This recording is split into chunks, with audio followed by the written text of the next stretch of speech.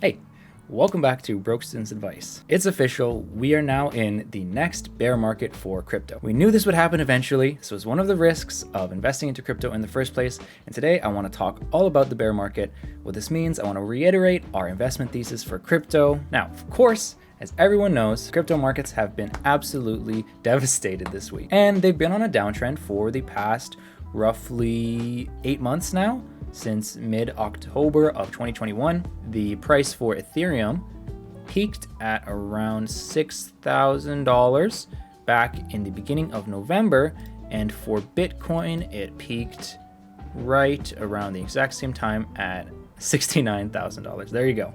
Not quite 100,000.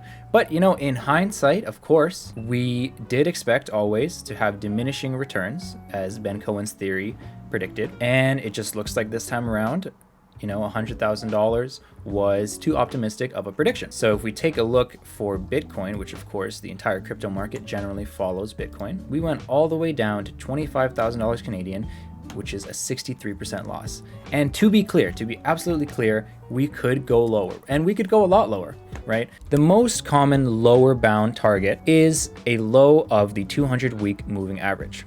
So if we add the 200-week simple moving average to our chart, we can see currently for Bitcoin that is around $21,000 Canadian. It's less than $20,000 US, so that's why you will hear a lot of people talking about Bitcoin is going to go under 20K US, and that is well within the cards. If we look at the last bear market for crypto, which occurred, at the end of 2017 through 2018, at the lowest it dropped about 85%. Right? So we could drop another 20% easily, right? All the way down to less than 20,000, right? And for Ethereum, it's harder to say. Of course, we don't have as much data with Ethereum, so we can only really look at the last bear market. So, at the peak to the bottom for Ethereum actually occurred in March of 2020, but that was around a 94% drop. Of course, we always know that altcoins bleed more than Bitcoin in bear markets. But with Ethereum, we kind of consider it a blue chip, right? And of course, myself, I am more invested in Ethereum than I am Bitcoin, as I've talked about in the cryptocurrency investment thesis video, why I am more bullish on Ethereum than Bitcoin. But of course, we have to remember, since we know that diminishing returns has so far held up in the cryptocurrency market, then we should also theoretically see diminished losses, right?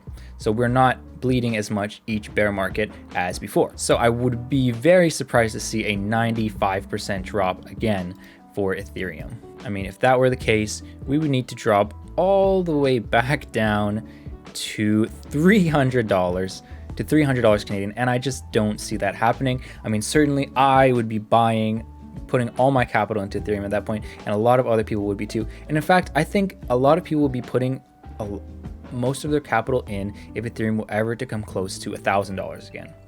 So that, in my mind, is a much more realistic target. If we were to say it's going to drop around 80%, which would be in line with the previous drop for Bitcoin. Ben Cohen himself likes to talk about how a lot of times it seems like Ethereum is almost mirroring Bitcoin, but one cycle behind. So whatever happened to Bitcoin in the last cycle, Ethereum tends to do in terms of price movement. And this kind of makes sense because Ethereum is a lot newer than Bitcoin. It hasn't had as much history.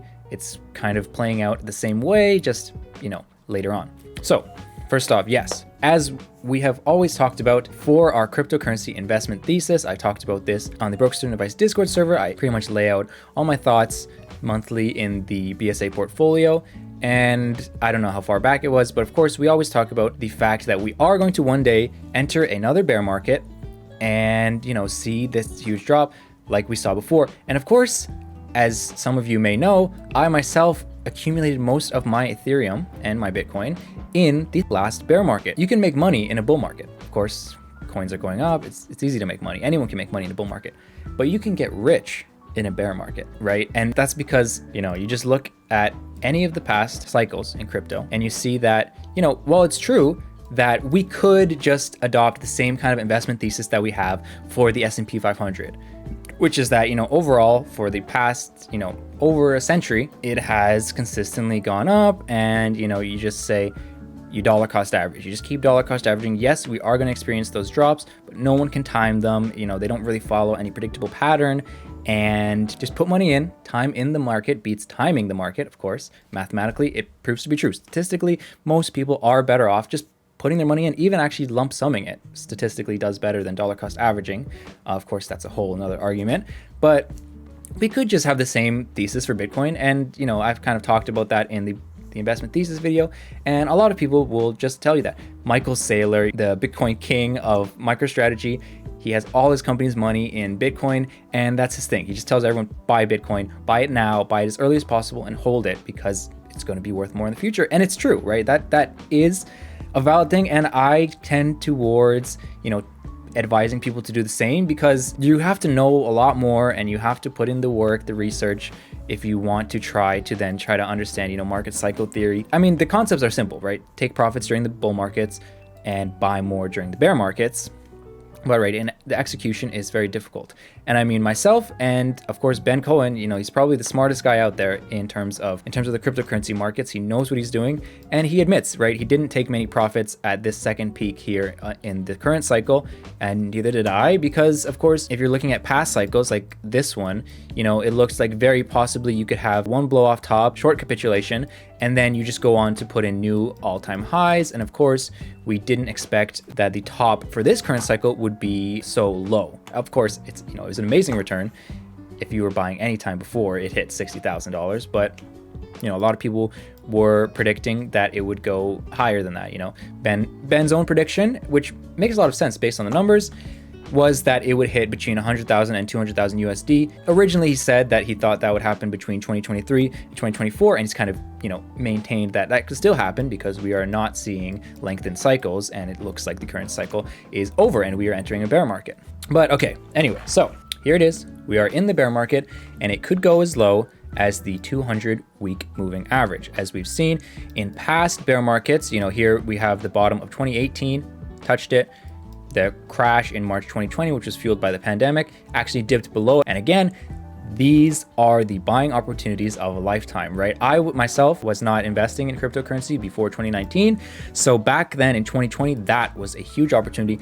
And of course, I've talked about this before in other videos, but it was scary. It was hard to invest at that time because of course you're thinking, oh my God, is this the end, right? The whole market's crashing. We're going to enter a recession. And of course, crypto's a risk on asset. It's going to go down. Right, so it was hard to buy Bitcoin back there. I know it's like now you're like, I would buy so much Bitcoin at $5,000, but it was hard, right? I bought about almost an entire Bitcoin at around 6,000, and then I was heavily investing into Ethereum, and at that time, Ethereum was, you know, I was getting Ethereum for like $150, yeah.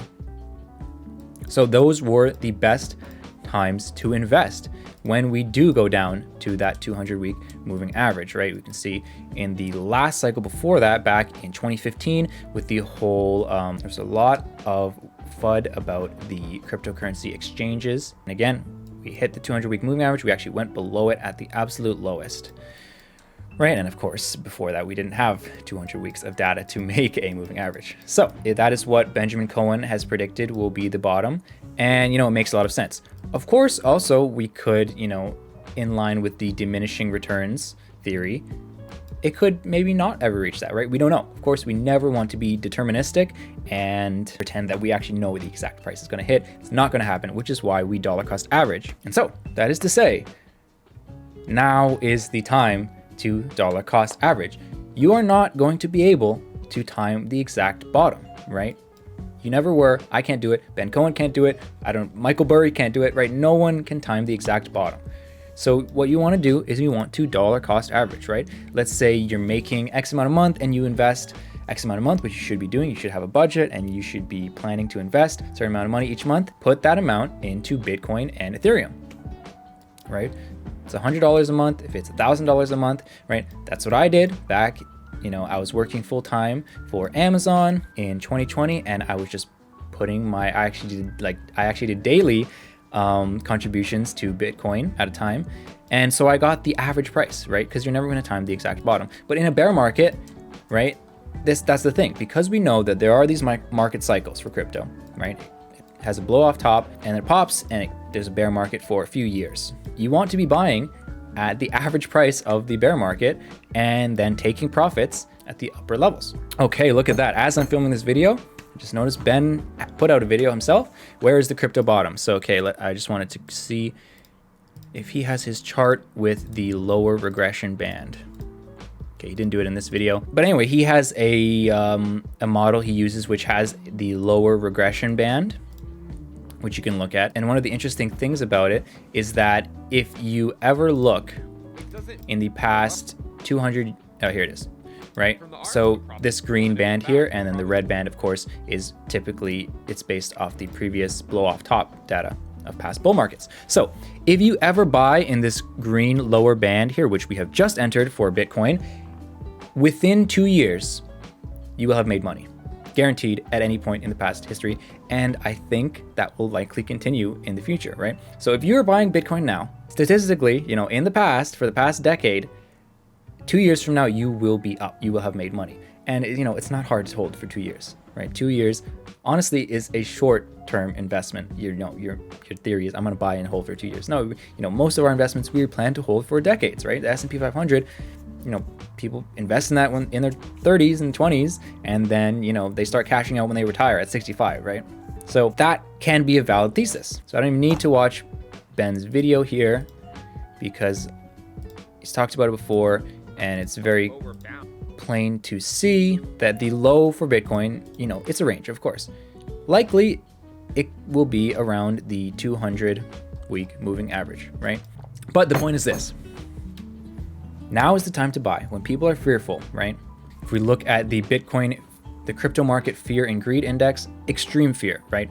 People are worried. You have all this talk. If we just look at the sentiment on like r/cryptocurrency, don't buy, like literally the first post is don't buy the dip, right? That's what you want to see. You want to be buying when everyone else is fearful, right? And then vice versa, at the time when everyone is talking about, oh, it's going up forever, you know, celebrities are talking about I'm buying Bitcoin, that's when you want to be selling, right? You know, that's one of the hardest concepts in investing, I think, to learn, is that, yeah, you generally want to go against what everyone is saying. If everyone is talking about, if everyone is being very fearful and thinking it's going down, well, that's the buy signal, because that means these people are panicking, they're selling, it's creating downward pressure on the price, and that's when it's kind of on sale, right? And this is the thing with crypto, you know, eventually when you sell, you are selling to someone who is bought at a wrong time, right? Like the crypto market is just the money that people have put into it, right? There's no intrinsic value in a Bitcoin or an Ethereum. They have utility value, but you know, at the end of the day, it's only worth what someone else will buy for it. We know this isn't the end for crypto. $69,000 was not the top for Bitcoin. You know, Bitcoin is not all downhill from here. And that's the other thing I want to talk about in this video, that of course, cryptocurrency investment has some element of risk, right? Investing in anything has some element of risk, even keeping your money just in dollars, because of course there's inflation. The value of the dollar is decreasing every single day. So investing is taking a risk, and everyone is investing whether they like it or not. So we knew this could happen, that we could enter the next bear market, and we knew that massive drops like this could happen, right? When we invested in cryptocurrency, we were prepared, I was prepared, and you should be too, to lose up to 80% of it because we enter a bear market. That's not the time to sell. That's the signal to start accumulating more. I bought most of my cryptocurrency in the last bear market. So we're going to be making more videos on this in the future. And before I leave, I want to reiterate the investment thesis for Bitcoin and Ethereum. You can go and watch the previous video we've made. But again, for the past decade, Bitcoin has gone through these market cycles, these periods of bear markets and bull markets. And, you know, statistically, buying in the bear markets and selling in the bull markets has had amazing returns, much better than the S&P 500. Bitcoin is the best performing asset of the past decade. Now, yes, Bitcoin is only worth what someone else is willing to pay for it. But what you have to understand if you're investing in cryptocurrency is that Bitcoin has utility as a store of value, and that's all it needs to have. If we look at dollars, they're printed as much as the Federal Reserve Bank wants, and intrinsically they have no value, right? Bitcoin is the exact same. Intrinsically, it has no value. It's just code on the blockchain, right? Signaling that you own it. Right now, here's the thing. Bitcoin can be transacted across the world. It's decentralized. The creator of it is anonymous and doesn't contribute to it anymore. And for the past 10 years, it has had this network effect, and more people have bought it, held onto it. It's been adopted at this point, right, by financial institutions, many billionaires, people smarter than you or I, right? It's not going away anytime soon. Blockchain technology is out there, and people have realized, hey, this is a really great way to store value because we have something that's decentralized. No one controls the rate of new supply, right? Dollars, the government controls how much new supply is made. Gold, right, which is historically for many centuries, a lot of human history has been the de facto store of value. Well, gold is worse than Bitcoin because you have to store it, you have to mine it, and no one controls the rate of new gold you can mine. It's kind of random volatile. Let's say an asteroid came to Earth that had gold on it, right? That would completely crash the gold market because there would be so much new supply. Bitcoin is great because we know what the rate of new supply is going to be, and it's based on proof of work. With Ethereum, now we're moving to proof of stake, which is another great way we can do this. And the use case has been demonstrated for cryptocurrency many times over, right? Just recently, Russia and Ukraine were both using cryptocurrency, in a major, I don't want to say the W word, but yeah, they were using it. It was useful to entire nations, right? So cryptocurrency has use. As long as it has that use, it's going to stick around. And Bitcoin has the first mover advantage and the network effect. So it's always going to be around. Bitcoin is never going away. And we can look at the past history of the Bitcoin price to get a pretty good idea that because of its utility, its past price history, and of course, the simple economics of supply and demand, Bitcoin is adopted at a higher rate than the new supply is created, which is to say demand outpaces the rate of new supply. Of course, if we know basic economics, we know that means it will have a positive upward pressure on the price. Of course, it's not linear, right? It's very volatile. We have cycles where Bitcoin gets more popular, it dies out, people sell, people buy. But right now, one Bitcoin is worth $28,000. It's intrinsically worthless, but someone is willing to pay you $28,000 for a Bitcoin. And someone was willing to pay you $70,000 for a Bitcoin. 5 years ago, they would have paid you less than $1,000, right? Buying in the bear markets and selling in the bull markets is the investment thesis. The simpler investment thesis is Bitcoin and Ethereum are useful technologies. They're being adopted at a rate that is greater than their new supply. The price will go up, right?